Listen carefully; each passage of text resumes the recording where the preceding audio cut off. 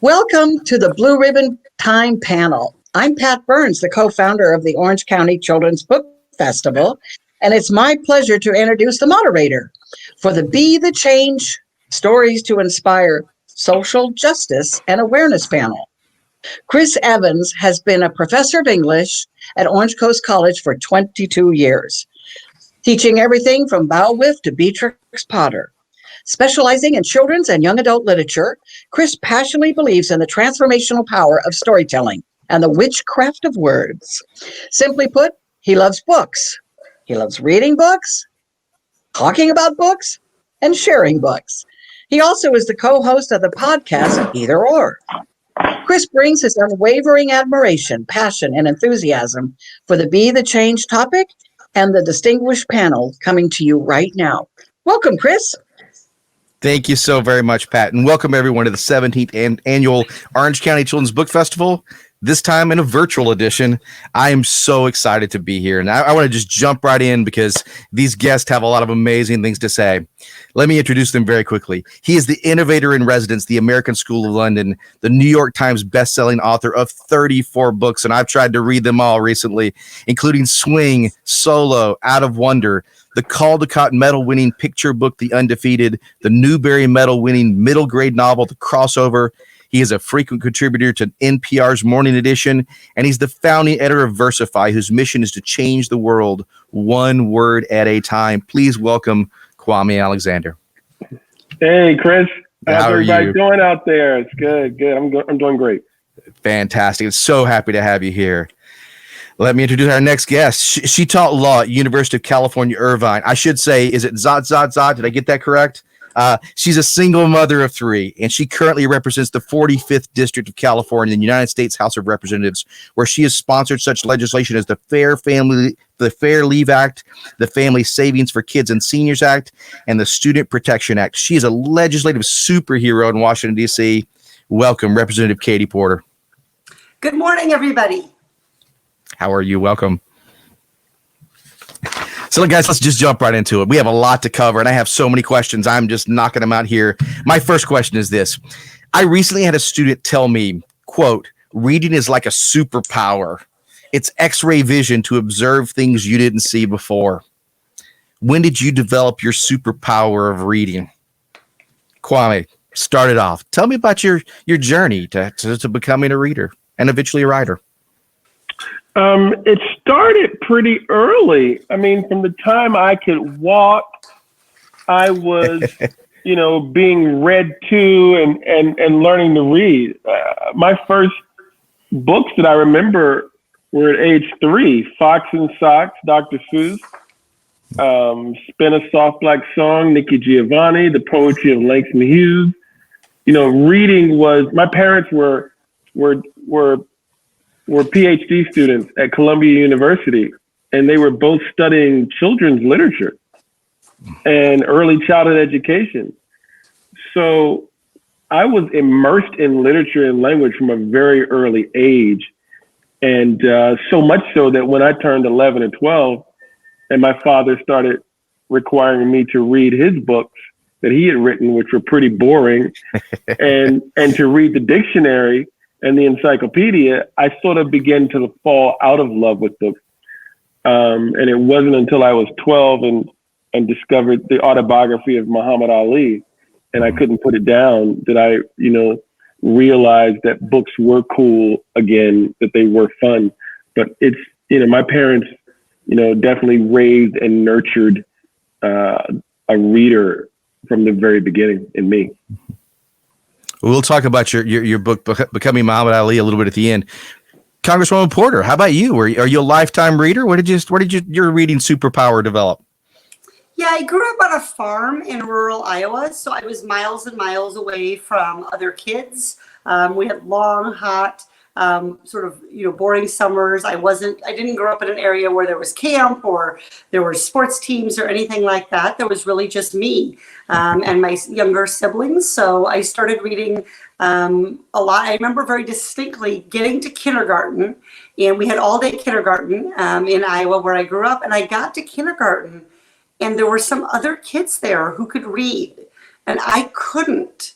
And I was just enraged. Like, what is this thing that they know how to do that I don't?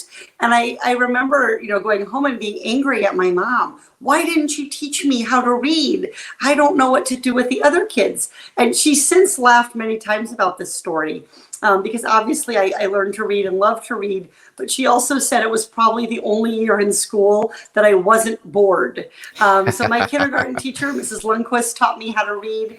She passed away several years ago. She was a lifelong 40-year plus teacher in my elementary school. She actually taught my uncle, who's 30 years older than I am. But I really fell in love with reading, I think, when I got to chapter books. I didn't spend very long at all in picture books. I sort of, by the time I could read at the end of kindergarten, I was moving very quickly on to chapter books. And I think it's that ability to imagine a different place, to imagine someone else's life that I still love about reading. I read almost exclusively fiction now as a grown-up, but because I have to read so much nonfiction for work. Well, that leads to my second question for both of you. Then this will be a quick one. Summer is almost over. What one book should kids read before they go back to school, in whatever format that will be? One book. Wow, that's a good question. I could shamelessly say you need to read the crossover, but what one book? I'm a big fan of poetry. I'm a huge fan of concise, sparse, rhythmic, figurative language. I think, the white space on a page of poetry, it doesn't intimidate readers, especially young readers. It allows us to take a spiritual journey. Like, it's as much about the words that aren't there as it is about the words that are there. So picking up a poem, a William Carlos Williams poem, this is just to say, I've eaten the plums that were in the fridge. Forgive me, they were so sweet and so delicious. Reading an E.E. Cummings poem, I carry your heart in my heart. Reading the love poems of Pablo Neruda, reading the poems of Langston Hughes about America, especially the America of today, which is much like the America when he was writing of the 50s and the 60s. So I say pick up a book of poetry. I say parents, give your kids, a haiku or a collection of haiku to read. I think it's so short, it's so concise. It builds confidence and it triggers voice, and it can be really fun and interesting and emotional. Representative Porter? Those are great answers. And I think one thing, as somebody who has to read to her kids at night and still enjoys doing so, I hear some parents say, I'm so tired, I can't read to my kids. I think reading your children a poem at night is a really nice way to close it out. And most parents have enough energy, even during the pandemic, even parenting through this pandemic, to read a poem. I don't know if I can pick just one book, but I would say that I think I've been enjoying introducing my children to some of the books that were popular when I was a kid. And I think it's nice to remember the timelessness of some of this literature. So, I think good choices right now, James Baldwin, the autobiography of Malcolm X, great choices. My daughter and I are actually reading, and I brought it with me. This is obviously my favorite book when I was a kid. Oops, the page fell off. This is my favorite book when I was a kid. You can see I was also a sticker collector back in the day when people collected stickers. And my daughter thought it was really funny that, I would collect stickers because they're free. And I was like, no, back in the day before fun was invented, we paid for these. But this was my favorite book. You can see it's very beloved, Little House on the Prairie, which, I think it's good for kids to remember in this moment of the pandemic that other people have been through hardships, that times have been different, that our country has faced, whether it's the issues of racial injustice, whether it's the isolation of living out on the prairie, for example. Witch of Blackbird Pond is another favorite. And so I think it's good to delve into historical fiction this summer, both to get away from the pressures of the pandemic, but also to remember that we're not alone in facing challenges in this country. Wow. I think you two need to come teach my children's lit class next semester. You have better ideas than I do, it sounds like. That's amazing. Kwame, you actually touched on this a moment ago. And my next question is this.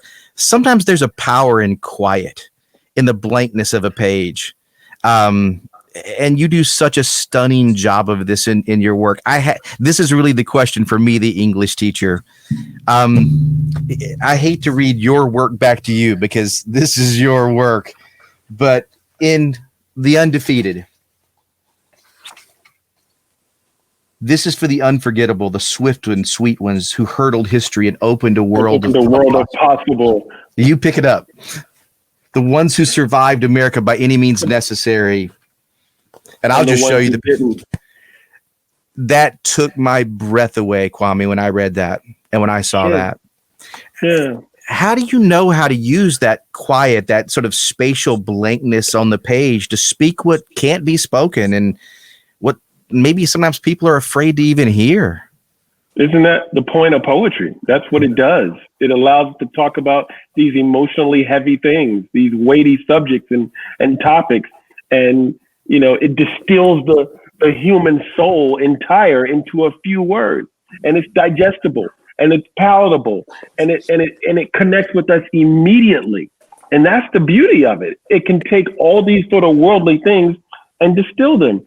So with a book like The Undefeated, which is about the tragedy and the triumph, about the woes and the wonder, a book of that sort of, breadth and depth, I think it required a poem. I wrote it for my daughter who had just been born. And so I needed to use rhythm. I needed to use repetition. I needed to use, a language that, a kid could be able to connect with. And at the same time, it still needed to be able to resonate with us as parents, as adults. I think that's the beauty of poetry. And that's why I'm such a huge fan of it. You wrote that for your kid. Wow. I feel like a bad parent. I don't think I gave my kids anything that beautiful. That's amazing. Representative Porter, I'm curious. How do we help those who have been silenced in the world today? I mean, oftentimes our children, from marginalized communities, they don't feel as though they have a voice. And this is a really question for both of you guys as well, too. But Representative Porter, you start. Yeah, I think it's really important that we're giving time and space in our school curriculum and in children's programs for expression, and that we're recognizing that children may need and want to express themselves in ways that are different somewhat than the formal curriculum. So I've seen my kids go through they're learning about persuasive writing and they're learning about narrative writing. And I think all of that is really important, but I also love the time that they're given with the blank page. I like the time that I see when I see kids out decorating the sidewalk with chalk, writing about what they're feeling, putting words down, not necessarily even trying to construct a sentence at that point. And so I think that's really important. And I think it's important that those of us who do have a voice make space for children, for younger people, for people who too often haven't had their voices recognized. So making sure that we're giving opportunities for young writers and young authors from all different backgrounds and from all different walks of life to have their work heard. I think everybody who puts something on a page, who takes the time to really craft something, whether it's short form or long form, whether it's poetry, whether it's narrative, whether it's autobiographical, I think there's a lot of courage in being willing to do that, to share your story or your perspective. And I think we need to reward that courage and really say to kids, thank you for sharing this with me. And I'm a big stickler for grammar. I think it's really important. My staff will tell you I have a lot of rules and ideas about what writing should look like in my professional context. But I think it's really important that we acknowledge the effort that it takes to open yourself up, that comes from writing. Even if you're writing fiction about somebody else, there's a lot of who you are and how you think about the world that goes into that. And so recognizing that and thanking people for their courage, especially young writers. Kwame, the stories and topics you write about, they're not always easy and they're not always comfortable, but there's a power in anger and in frustration and in discomfort. Why is it important to have our children's anger and their frustration told on the page? So this is interesting. I'm going to turn this around on you, because I would posit that I do not write about frustration and anger. Yeah. And so I don't write from that space.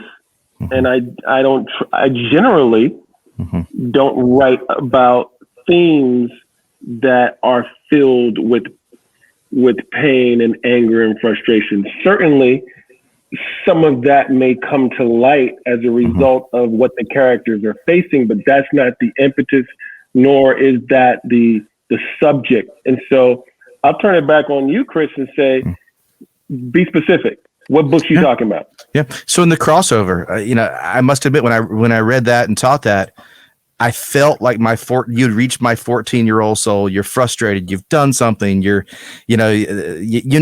messed up.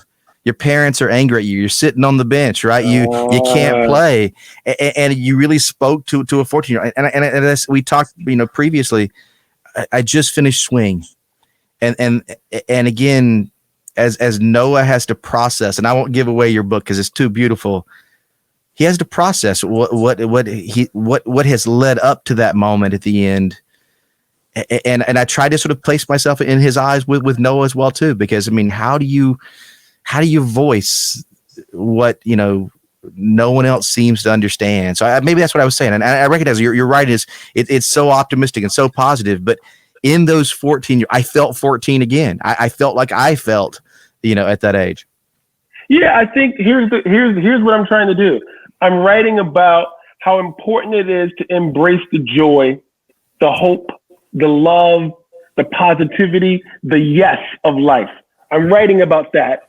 And then what's happening is, as we're embracing and saying yes to life, which is what I'm trying to teach my 11-year-old to do, and what I hope that kids who read my books learn to do, to realize they need to do, what happens during that journey, Chris, is that you're going to face the no. The no's are going to come and disrupt the yeses, or, that joy is going to be interrupted by some pain.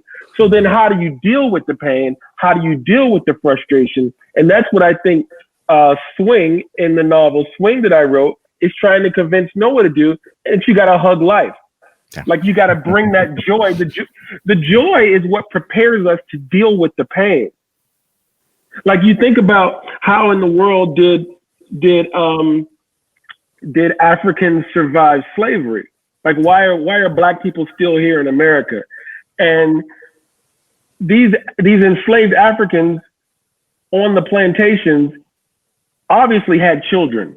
Mm-hmm. So how in the world did 2 and 3 and 6 and 10 and 12-year-olds exist and remain hopeful and optimistic as kids are and do? They had to have parents who were able to impart some joy and some love in the midst of this most brutal tragedy that we've ever been able to, that they could have ever imagined and experienced. So I try to write books from that frame of reference, from that perspective. Embrace the joy, share, be loved, find the love, and then once you face the pain, once the pain happens, you'll have these tools to be able to combat it, to be able to survive it, to be able to still, as Langston Hughes said, we're still here. And I think that's what Walt is trying to impart on Noah, and that's what Josh and JB are going to have to face in the crossover. You're still here. So how do you not only survive, but you thrive? Mm-hmm. Jason, yeah, my man, Jason, what's up, man? Man, it's been there's a lot going on, but I'm good. Sorry, everybody. Sorry, I'm here. How's everybody doing? Jason, welcome. I had an intro for you written here, and somewhere in my chaos here. Let's give you a quick little introduction. He's a 2-time National Book Award finalist for Young People's Literature, a Newbery and Prince Honor recipient, and the current Library of Congress's National Ambassador for Young People's Literature. He's the best-selling. He has many best-selling books, including All American Boys, the Track series, Miles Morales' Spider-Man, Look Both Ways, Long Way Down. Jason, that one has crushed my students time and time and time again. And his most recent book, Stamped: Racism, Anti-Racism, and You. So, Jason, welcome to the panel. Thank you, man. Thank you for having me. And I hope you're okay there. I'll be okay. I would be late to the panel where there's a congresswoman. Damn. She could probably pass some legislation. We could all get in trouble here. Jason, my question that I just asked Kwame was this. I said, sometimes your writing isn't easy and comfortable. And in that writing, there can be a power and an anger and a frustration and a discomfort. And why is it important to have our children sort of angers and frustrations sort of told on the page? And I'll simply say, I recently reread All American Boys, and just gut-wrenching, fantastic. And I went straight as the teacher to the moment where they were reading Invisible Man in the classroom. That was a great scene, by the way. Mm-hmm. So why do we have to? I mean, why is it important to have our children, as characters, just to see their anger and see their pain, just to see their humanity? I actually think that one of the many things that our great country has a hard time discussing is, in fact, anger. I think anger makes people uncomfortable. I think it's an emotion that we try to pretend that young people don't have, when really, if we were to bear witness to their anger, it would allow us to continue or to better humanize them and the decisions that they make. I think without sort of explaining the anger of children, then it's easy for us to turn children into symbols of their decisions, right? They become avatars, right? And it's like, well, you aren't an angry or afraid young person. You are a gangster. You are a monster. You are, all these other names that we sort of, and labels that we strap to children's backs, when really sometimes it's young people dealing with true human rage. And usually that anger is coming from a place that is outside of their control, because it's usually being inflicted upon them by adults. Right. And so why not figure out how to put that in the book?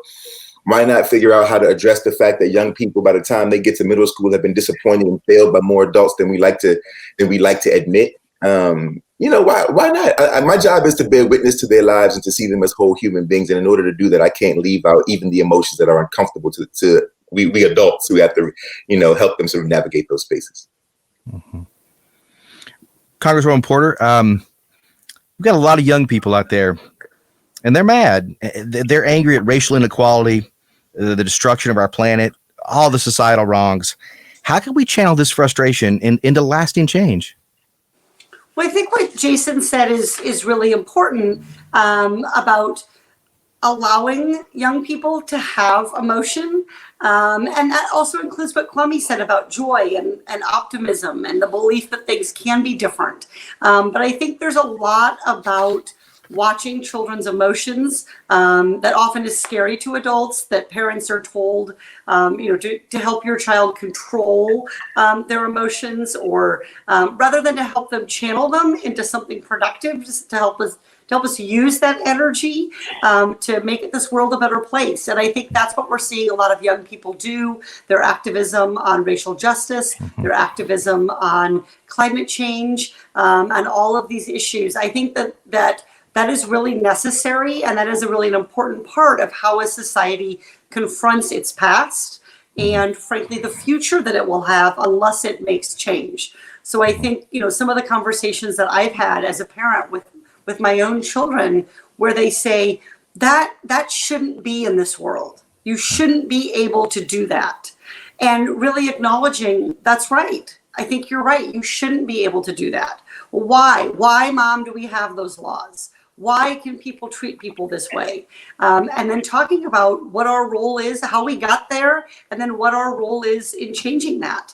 And I think that, literature and self-expression can have a really powerful role, both in teaching us about sort of how we got there, but also in finding models for self-expression and for change. And I think we're seeing really amazing activism from young people today. And frankly, I hope it continues. I think it's something that our society really, really needs. And rather than being afraid of those young people who are speaking up in anger or in sadness, in optimism of wanting the world to be better, we ought to be joining with them, arms in arms. So, in Irvine, I went to a protest for Black Lives Matter, and my favorite person that I met there was a 75-year-old woman who had come out in the middle of COVID to protest, and her sign, I met her because she needed help taking a knee. She couldn't get down and back up without help, and she asked for my help. Her sign had only one word on it, which was listen. And I think that is a really important lesson and the right way for older people to think about how to deal with younger people's frustration and anger and passion for making the world a better place, which is to listen to it, to honor it, and then to figure out how can we lift it up. And so I love that at my office, we have a youth advisory board of 20 plus people from across our community who gather together to advise me as the congressperson on policy. And they're tough on me. They push me. And that's exactly what they're there for. Jason, Kwame, do we sometimes not listen to children enough? I mean, they're sometimes wiser than we are, that's for sure. Kwame, you want to take it? I mean, we have the same answer. No, we don't listen to children, man. I sometimes, because of the arrogance that comes along with adulthood, I often wonder if we even know just how little we actually listen to children. We have these sort of conversations where you posit a question like, do we listen to children? And the answer is no. But the extent to which we don't listen to children, I think, is more grave than any of us could ever even imagine in this conversation. Because sometimes, look, my mom's a school teacher. Well, not this was her last year, but she was a school teacher, and she would always say when there were kids being, acting up in class, that oftentimes young teachers would sort of just send them out of the class or dismiss them or send them to the principal's office. And she said in her classes, my mother would say, I would just simply ask them, what's the matter? Part of listening is also in the inquiry, right? But once you ask that question, then your job is to also listen to what is being said and what is not being said. And a young person doesn't necessarily owe you an explanation, but you owe it to the young person to sort of put yourself in a situation and in a position to be a listener and not just to be the sort of authoritative figure. I've learned more from the kids that I've been around than they'll ever learn from me. That is for sure, without a doubt. And Jason, I will say I loved your most recent book, two books ago, Look Both Ways, where you presented all of these kids going home from school in like a 30-hour segment of time, and they're on their own, and their parents are suffering from cancer, their parents are going through everything, and it's just that moment, and you're right, Chris, we as adults, Chris, don't be giving away the whole book. Spoilers. That's the second chapter, okay? As a teacher, Kwame, I thank you so very much. I walk in expecting my students to have read that book, so I do apologize if I give any spoilers out there. But there's something to be explored in the autonomy of a child. And what happens is we rarely give children autonomy, right? We're so busy trying to protect them that we don't allow ourselves to, or we don't work as hard to prepare them. I think sometimes we conflate the words. I think both are possible. And sometimes the preparation in and of itself is the protection. Young people are able to sort of operate in autonomous spaces. And usually when I was young, it was the time between school and home that was the only autonomous time where there were no adults and we could kind of live in our own world and explore the good, bad, ugly, and indifferent, Mm-hmm. So guys, let's talk about history for a moment. Kwame Undefeated, it is such a moving book. It's about, again, the celebration of Black Americans, but also those nameless and what they've endured, what they've accomplished. And Jason stamped racism, anti-racism, you you know, guys, I'm a former history major. If there were books like that when I was in college, I would still be a history major. It should be required reading. But my question for all three of you is this: what honest conversation with ourselves and with our children do we need to have about our nation's past and about our nation's present to become a more just and equitable society? Well, I'll just answer something you didn't ask, and I'll leave that question to the more intelligent people, the Congresswoman and Jason. And that is that, Chris, it's not that those books didn't exist when you were in college. Whether we're talking about Middle Passage by Tom Feelings, mm-hmm. whether we're talking about from the time I was kindergarten through high school, Chris, I never had a book that was provided by my librarian or any of my language arts teachers that had a character who looked like me, a black boy, or who had a family that looked like mine, a black family. No books. You're talking about 0 books in school. Yeah. Contrarily, from the time I was born, the books on my shelf in my home, easily 90% reflected my family, had characters who looked like me. Lucille Clifton's Everett Anderson series in 1973. Nikki Giovanni Spin a Soft Black Song. And the Sun God Said That's Hip, Ernest Gregg. John Steptoe, Stevie, Uptown. I mean, there were books written by Black authors, books illustrated by Black authors. M.C. Higgins the Great. Virginia Hamilton, Roll of Thunder, Hear My Cry. There were tons of books, Chris, that reflected, but the books weren't shelved. The books weren't offered. The books weren't taught. They weren't a part of the curriculum. And so I posit that it's not that we always need more books written by Black authors and illustrated by Black authors, but how about let's deal with the fact that why weren't those books included? And what went into the mentality that didn't include those kind of books in our lives as Black children and in the lives of white children who didn't have an opportunity to develop an imagination by reading books with Black characters? Mm-hmm. So I think that's where the history part comes in. Why didn't that happen? And so I'll yield to Jason and the Congresswoman on that.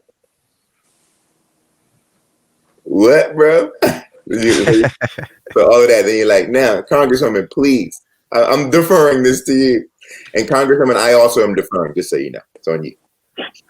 No, I think they're exactly right about the power of a curriculum, of what books are deemed important for children to read, of what stories are lifted up, and what stories and what experiences are silenced or marginalized. And I think, a couple of things. One, I think this is why it's really important that children are allowed to choose a great deal of what they want to read, and that we work really hard to change our curriculum.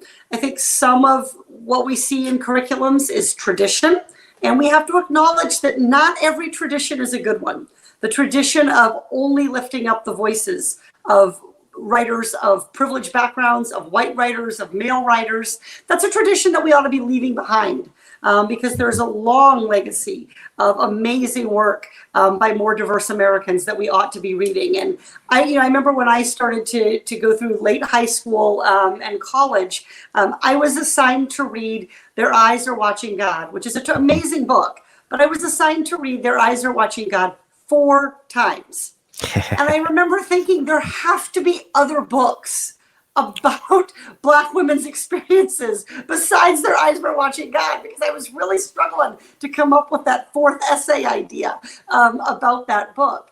And so I think it's really important that we make sure that not only are our library shelves and our bookstores full of different kinds of stories, and that we're lifting up different kinds of writers, but that we understand that the government in the creation of a curriculum, the government in deciding and how we train teachers, and what is and is not literature, really has a powerful responsibility there to play in making sure that we're diversifying things. And you see this not only in literature and in language arts, but you see it, of course, in history curriculums too. The vast majority of social studies teachers themselves believe that slavery ended with the end of the Civil War. They don't understand about the Emancipation Proclamation. There's a lot about entire aspects. The idea that sort of the only narrative to talk about with Black people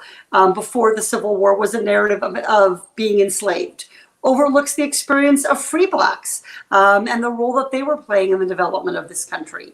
And so I think it's really important that we push back on that curriculum, that we add voices to it, that we add literature to it. And it's not subtractive. There's always this sense, I think, that sometimes you hear, well, if we add this book, we have to take away this beloved thing. But if you don't do that, you're preventing that next book, that next voice, that next life experience from becoming beloved. And you're minimizing those opportunities for people to find new connections and for understand each other in different ways. And I think we have to be straight about it. I think one of the reasons that some of these books are not taught in schools is teachers are not comfortable with them. And we need to really explicitly, as part of teacher education, train teachers to be comfortable raising, talking about, and listening to their students as they raise issues about race, as they raise issues about sexism, about anti-gay animus, whatever it is. We have to be comfortable with that, with those conversations, because that is the country that we live in.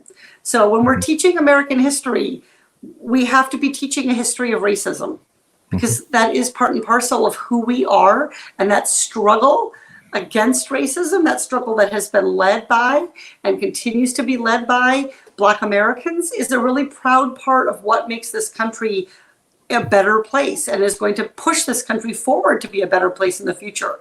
So we can't look away from those moments in history. We have to go deeper into them and invite those who may not feel comfortable to become comfortable. And we all have a role in doing that, I would say. I think, the American experiment at its core was built upon, yes, slavery, we know, but even more than that, I think it was built upon invention. And then the other tier of that invention was the fact that it was built upon erasure. And so in order for that invention to spin a narrative of victory and innovation and dominance and supremacy and progress, there had to be an awful lot of people erased from the story. It's the most human thing, right? So like the entire sort of perverse, and it is perverse, right? The perverse sort of spinning of the American historic narrative is a human thing. If you ask me to tell you the truth about myself, I will only tell you the good parts. And then I will use semantics to tell you that the good parts are true and that the bad parts aren't a lie. They're just omitted, right? And I think what we're trying to reckon with now, and what I think young people are hungry for, is just some light on the erased. Alfred Hitchcock has this famous quote that a face is not a face until I put light on it. It's this idea that nothing actually exists until there's light shown upon it. And I think in this moment, we're trying to actually say that, no, the things always exist. The people exist. The history exists, even in the dark. And that now is the time for us to balance the history and just to tell the whole story. I'm not saying, first of all, some of the stories that we are being taught do need to be edited because they're just not true, right? Like we have factual evidence that a lot of this stuff has sort of been fabricated to continue to proliferate a very harmful narrative about how this country came to be.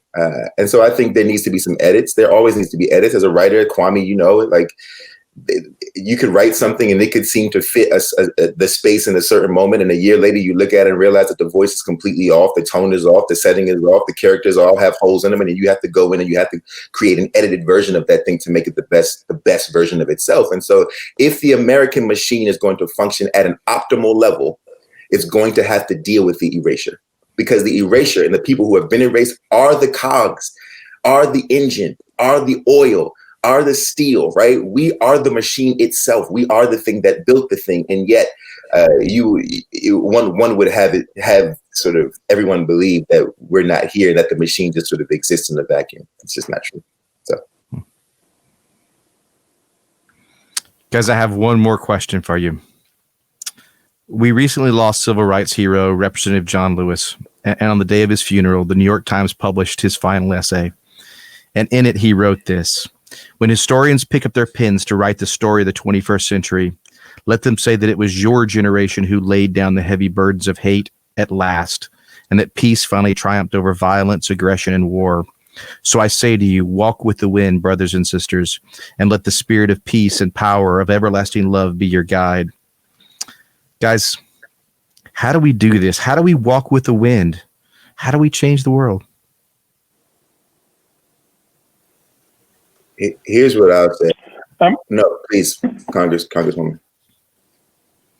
I was going to say, I think one of the things that's important to recognize in that statement is that he's empowering each of us. The responsibility to walk is itself an opportunity. And so, you know, walk with the wind doesn't mean that you blow in the wind, right? He's saying to each one of us, we have to take these steps. We have this forward journey to make. It's not going to come without us. And so I think there's a responsibility that in his kind and gentle way, he is putting very squarely at our feet. And I think it's really important to understand there is no American to whom John Lewis isn't speaking with that responsibility and with that duty to walk forward, to walk with the wind, to push for a world in which there's greater love and there's greater justice. And that justice is coming from a place of love, not just a place of law, but a place of love.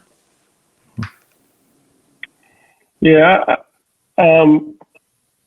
I would say that, you know, John Lewis is you know, he's our hero. He is one of our heroes. He put his life on the line often, you know, so that Black people could be treated as human beings, so that America could become the America that it will one day be.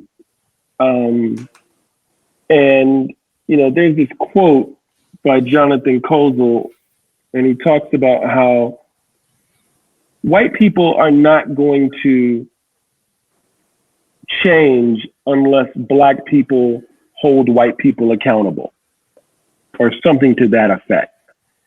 And I posit that in order for any of us, you know, to continue to do this work of marching and protesting and writing and hoping and thinking about change, in order for that to come into fruition, like the real work has got to be done by you, Chris, and your family. It's got to be done by the Congresswoman. It's got to be done by white America. Like, that's where a lot of the responsibility comes from.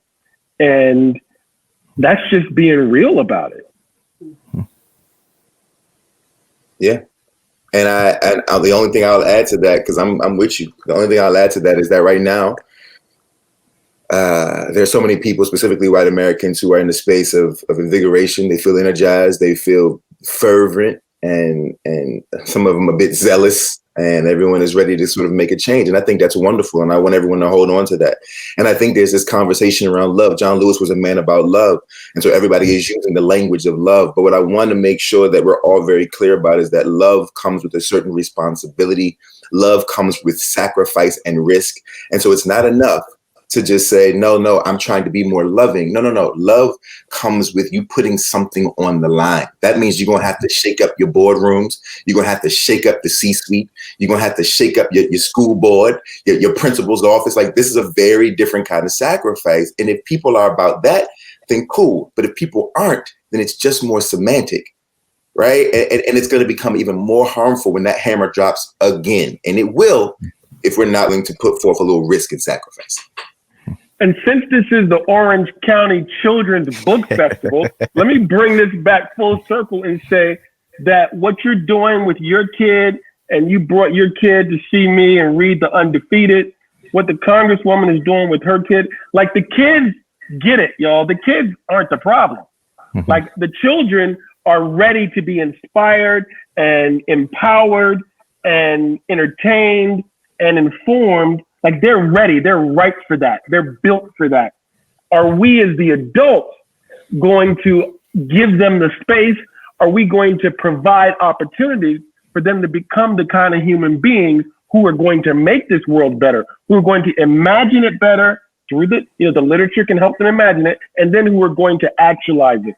And so the kids are ripe and ready. So are we going to do the work as the adults to prepare them for that? And that's the next step. I don't think I can ask anything better than that. Guys, this concludes my questions for the panel. Is there any? Sorry. You got, the last thing I'll say is, guys, everyone listening, go buy all of their books. Go vote. Yeah.